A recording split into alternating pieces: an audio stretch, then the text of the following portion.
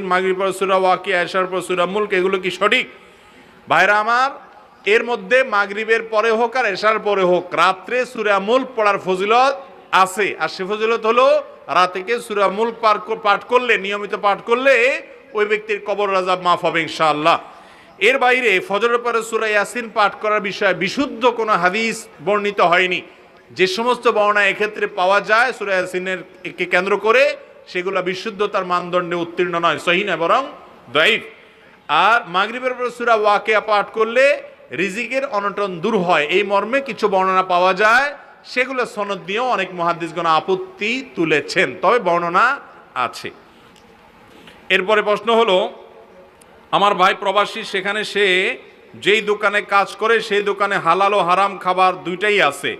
এই টাকা আমি এবং আমার বাবা মা খেলে আমাদের জন্য হালাল হবে কিনা? দেখুন, যদি কারোর হালাল